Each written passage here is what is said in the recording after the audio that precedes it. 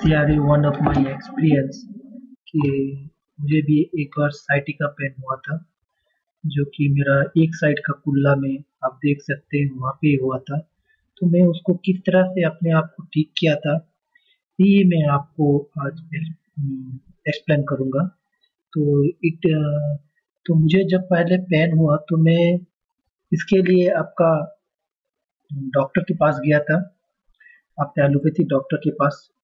तो उन्होंने मुझे बोला कि आपको साइटिका का पेन है। मुझे तो नहीं मालूम था कि इसको साइटिका भी बोला जाता है, ऐसा चीज़ होता है। मगर मैंने इंटरनेट में सर्च कर रहा था कि एक साइड का कुल्ला मेरा क्यों पेन कर रहा है।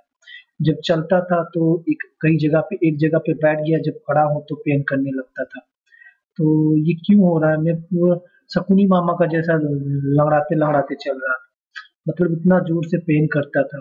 तो मैंने डॉक्टर के पास गया तो पूछा, तो वो बोला आपको साइटिका पेन है। उसके लिए उसने मुझको कुछ नॉर्क का विटामिन्स लिख लिया और कुछ पेन किलर दे दिया कि इसको खाओ और इसको लगाओ, और कुछ योगासन बोल दिया। तो मैं यूट्यूब में देखता था कि बहुत सारे योगासन है, जो कि बहुत आदमी बहुत सारा चीज़ बोलते थे, तो मैं योगा थोड़ा-थोड़ा प्रैक्टिस करता था, जो भी डॉक्टर भी बोला।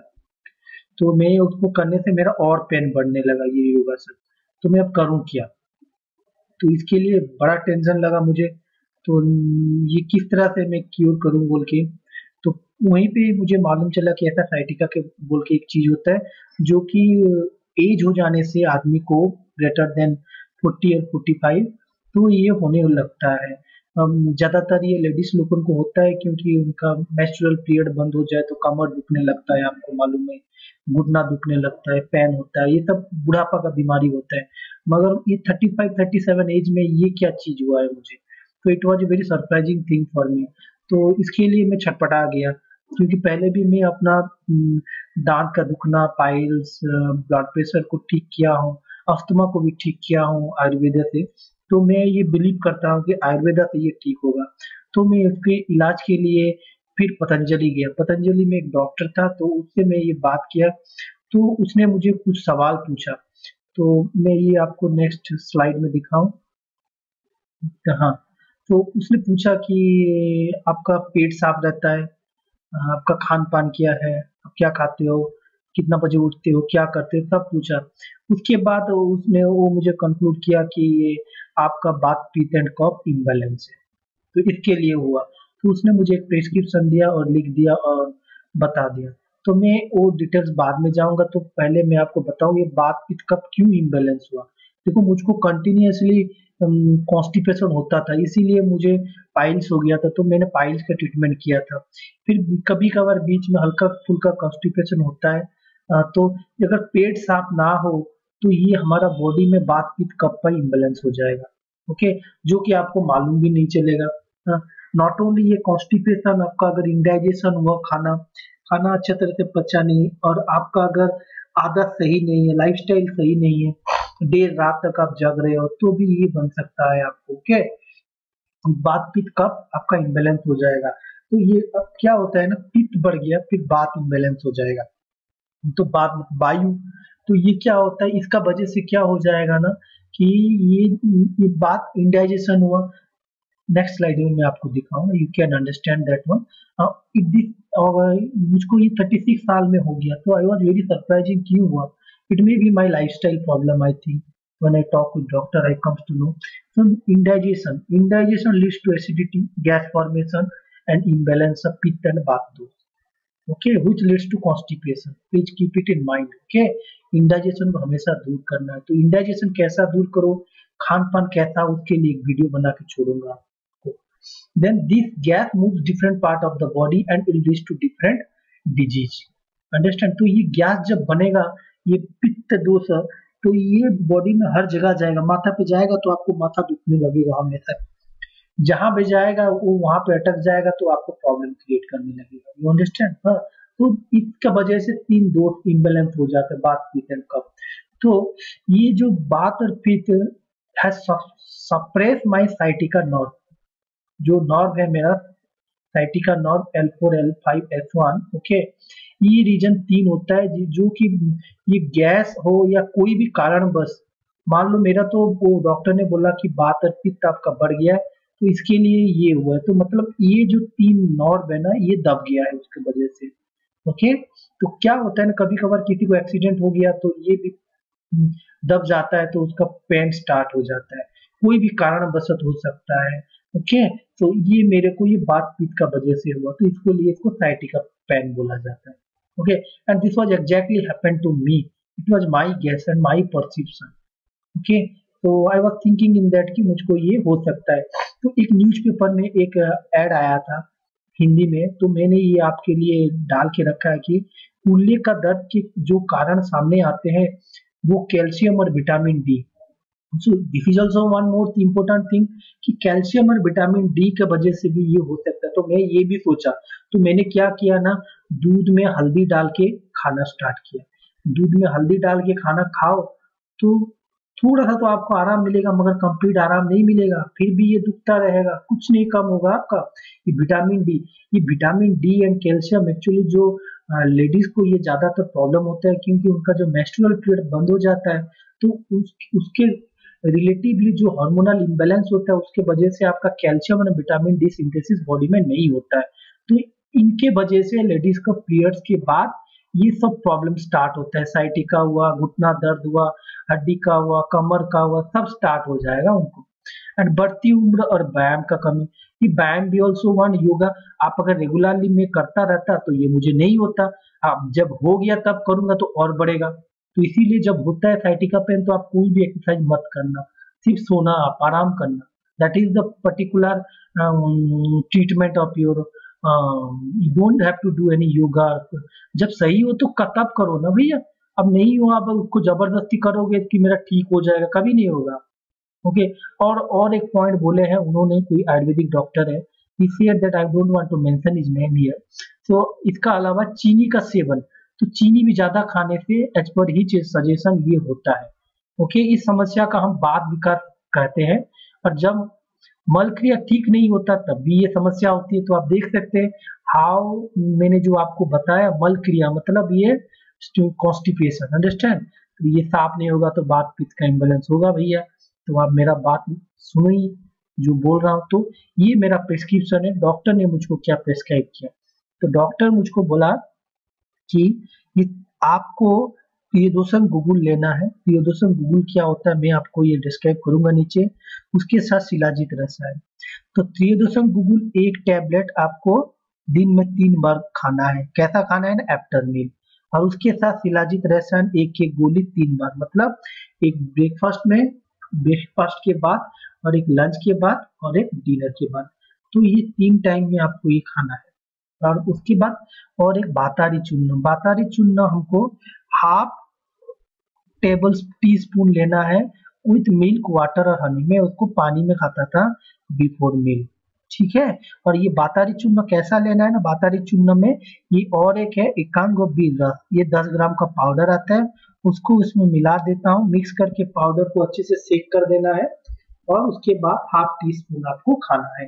ये आप भूलना नहीं खाने के लिए, ओके। और इसमें आसन वासन बोला ये करो, तो मुझे और ज्यादा पेन किया, तो मैं ये आसन नहीं किया, मगर ये खाया। तो ये जो 2 मेडिसिन लिखा है, 2 नहीं यहाँ पे 4 चीज लिखा गया है, तो ये 4 चीज में से 2 तो एक साथ मिला के खाते हैं, और बाकी 2 अलग अलग टैबलेट है। तो ये टोटल अलग अलग ही है, दोनों को 2 नंबर को एक साथ मिला के पाउडर में लेते हैं, और ये 2 टैबलेट है। तो 2 टैबलेट खाने के बाद, और एक पाउडर खाने से पहले, ओके, ये आप याद रखना है। तो मैं आपको ये जब दिखाऊंगा, तो लेट्स सी।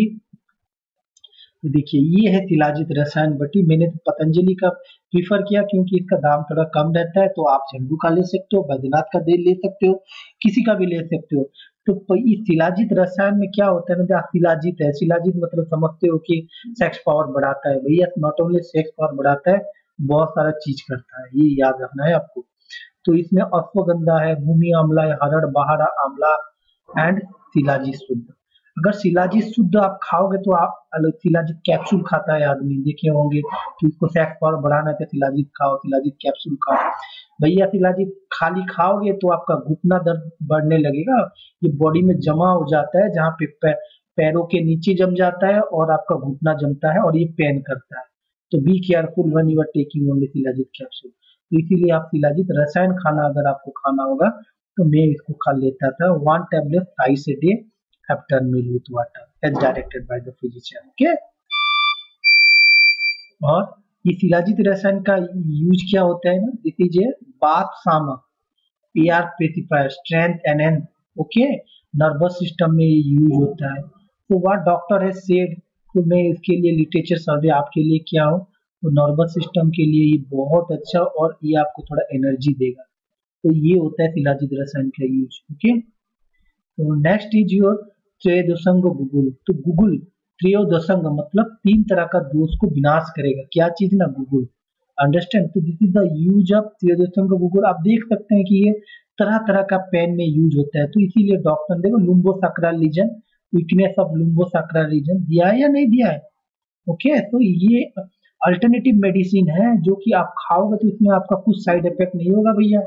आप अगर एलोपैथिक लोगे, कंटिन्यूअसली खाते रहोगे, पेन किलर खाओ, ये आपका मर्जी है, मगर आपको रोग का कारण को जानना है। तो आप अगर कारण को मारोगे तो रोग अपने ही आप मर जाएगा। आप अगर पेन को मारते रहोगे, पेन किलर खा के क्या फायदा। आपका बात पित्त एंड कफ इम्बैलेंस है, उसको बैलेंस करना है। ये खाओगे तो सही रहेगा, नहीं तो कभी ठीक नहीं होगी, ये जान लेना आप। ओके, नेक्स्ट ये तीर्थ कॉन्स्टिट्यूट, इसमें क्या क्या चीज से बना है देखो, अश्वगंधा, बबूल, गिलोय, सताबर, गोखरू, काली निशोत, कपूर, अजवाइन, सौंठ, गुगल, घी। तो ये सब से लेके ये टैबलेट बना हुआ है और इसको एक एक करके 3 बार खाना है खाने के बाद। ओके, तो ये याद रखना है आपको, ये बहुत मदद करता है आपका कोई भी तरह का पेन। मेरा एक साइड का कुल्ला बहुत दुखता था, जिसको कि साइड का पेन बोलते थे, ये सब खाने से मेरा ठीक हुआ है। ओके, और एक मेडिसिन मैंने आपको जो दिखाया था दिव्य बातारी चूर्ण। तो आप देख सकते हैं ये बातारी चूर्ण कैसा रहता है ना, ये दिखने में ऐसा रहता है। नॉट ओनली पतंजलि में मिलता है बट इसका दाम पतंजलि में कम है, इसीलिए मैंने लाया। और ये आपका झंडू झंडू में भी मिलता है, बैद्यनाथ, डाबर सबके पास है। अब जिसका अच्छा लगता है आप लेके आओ, I don't have any problem. Basically मैंने पतंजलि का लिया था फ्रॉम माय पार्ट। तो ये बातारी चूर्ण देख रहे हो, नाम से बात को दमन करता है भैया। ये बातारी चूर्ण मतलब ये बात को दमन करता है। ओके, बात रोग जो भी हो, वायु का रोग हो, ये उसको दमन करता है। तो रिमेटेड arthritis, gout, pain in joints, तो इसके लिए यूज होता है। और ये है आपका एकांग वृक्ष। तो दिखने के लिए कैसा होता है, इसीलिए मैं आपको पिक्चर के साथ कंपोजिशन और भी दिखा दे रहा हूँ। ओके, अब देखो एकांग वृक्ष, ये जो 10 ग्राम का पाउडर है, मैं इसको फाड़ा और इसके डब्बा को ढक्कन खोला, इसमें मिला दिया और बहुत जोर से सेक किया। सेक करके पाउडर को बहुत अच्छे से मिलाने के बाद मैं यहाँ पे आपका ये डब्बा से हाफ हाफ टी स्पून लेता था। ठीक है, ओके, मान लो 1 से 2 ग्राम का करीबन आएगा, उससे भी कम होगा, तो उतना अमाउंट का मैं लेता था और खाता था खाने से पहले। तो एक ये है आपका एकांग वृक्ष। तो दीजिए भस्म मतलब तरह तरह का मेटल का कॉम्पोजिशन है। तो आप क्या ना, ये जो भस्म, मान लो आप ये पाउडर खाओगे और बोलोगे कि एलोपैथिक का भी मेडिसिन खाऊंगा, तो भैया एक बात जान लेना, जब आप एलोपैथिक मेडिसिन खा रहे हो तो ये दोनों जो खाओगे, आपका ये पाउडर दिव्य बातारी चूर्ण और जो मिला के लोगे, तो इन दोनों का बीच में एलोपैथिक का और ये आयुर्वेदिक का अंतर में करीबन आधा घंटा का मिनिमम गैप होना चाहिए, ये जान लेना। क्योंकि इसमें तरह तरह का मेटल्स का मिक्सचर है और एल्स आपका कुछ साइड इफेक्ट हो सकता है, नहीं तो दवाई काम नहीं करेगा। Keep it in mind. Okay, तो ये भी आपका बात दोष, neuromuscular, sciatica pain, north disorder, हर तरह की चीज के लिए काम होता है। ओके, तो ये हो गया। ये बातारी चूर्ण किस चीज से बना हुआ है, जिंजीवर, सूठी, सूंड बोलते हैं ना, सूखी अदरक को बोलते हैं सौंठ, बिधारा, कुटकी, अश्वगंधा, मेथी, ये है इसका कॉम्पोजिशन। तो ये बात दोष को समन करता है, दमन मार देगा बात को, जान लेना। तो जितने सब बूढ़े बूढ़े आदमी है, उम्र हो गया, तो इसको खाना चाहिए। ये खाओगे तो तरह जो गांठ ज्वाइंट पेन हो रहा है, तरह तरह का पेन हो रहा है, ये सब ठीक कर देगा। अगर मानते हो तो अच्छा बात है, नहीं मानो तो राम भरोसे।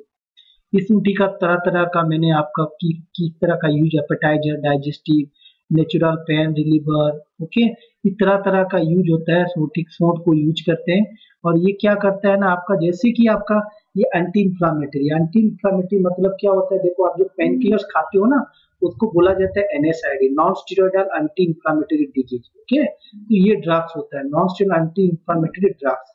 तो NSAID जो पैरासीटामोल, डाइक्लोफेनेक, ओके, नाइमसुला जितना खाते हो ये सब का कैटेगरी होता है। भैया एलोपैथिक अगर एक काम कर रहा है, आयुर्वेदिक भी काम कर रहा है, तो मैं क्यों आयुर्वेदिक ना लूं? अब बताओ, इस सॉल्ट को क्यों ना लूं? सॉल्ट भी तो वैसे ही काम कर रहा है, तो सॉल्ट का कंपोजिशन लिया तो ये अच्छा काम, तो नेचुरली एंटी इंफ्लेमेटरी। ओके, तो ये जान लेना है। ओके, ये भी जो है आपका विधारा बोलते हैं, this one is also this anti inflammatory. ये भी कफ और बात को दमन करता है। और कटुका, कटुका भी बात और पित्त को दमन करता है, आम को भी दमन करता है, गैस को कमाता है, एंटी इंफ्लेमेटरी है, जॉइंट पेन को कम करता है। तो ये सब का मिक्सचर ये आपका बातारी चूर्ण में है। अश्वगंधा जानते हो एंटी इंफ्लेमेटरी है, एनाल्जेसिक है, नॉर को सप्लीमेंट देता है, टॉनिक दे, it's a general tonic to provide energy. Okay, ashwagandha, तो ये सब है उसका। और मेथी, मेथी तो बड़ा अच्छा चीज है भैया, पेट साफ रखता है और आपका कफ और बात की दोष को दमन करता है। तो आप जान लीजिए, तो ये है, तो मैं आपको बता दिया। Thank you very much. अगर आपको ये अच्छा लगा, बेनिफिट मिला, तो भैया सब्सक्राइब कर दीजिएगा। मैं इस तरह से मेरे को practically, this is my practical experience. अब मैं सही हूँ करीबन। ये आप अगर प्रेस्क्रिप्शन देखोगे मेरा, हाँ, तो ये प्रेस्क्रिप्शन कब का था? यहाँ पे 22/10/2019, और आज कितना साल हुआ? 2020। तो करीबन 1 साल होने वाला है, जिसको जो कि मुझे बेनिफिट मिला, तो मैं इसीलिए आपको शेयर कर रहा हूँ। टाइम नहीं मिलता था, इसीलिए मैं ये वीडियो नहीं बना सका। तो आपको अगर अच्छा लगा तो मुझे ये एक लाइक दीजिएगा। और आपको कभी भी हुआ तो जरूर, मैं जानता हूँ कि मेरे को हुआ तो मैंने यूट्यूब में सर्च किया, तो इसी तरह आप भी कभी यूट्यूब में सर्च करोगे तो जरूर मिलेगा। अगर मेरा वीडियो को सही में आप एक बार करके देखना। हाँ, अगर अच्छा लगा तो ये घंटी दबा देना कि आपको मेरी कभी भी अच्छा वीडियो भेजूं तो आपको ये मिल जाएगा। मैं अपना प्रैक्टिकल एक्सपीरियंस देता हूँ, ऐसा उल्टा सुल्टा चीज नहीं डालता हूँ। होता है तो देता हूँ, नहीं तो आपका मर्जी। ओके, जय हिंद, जय भारत। Thank you.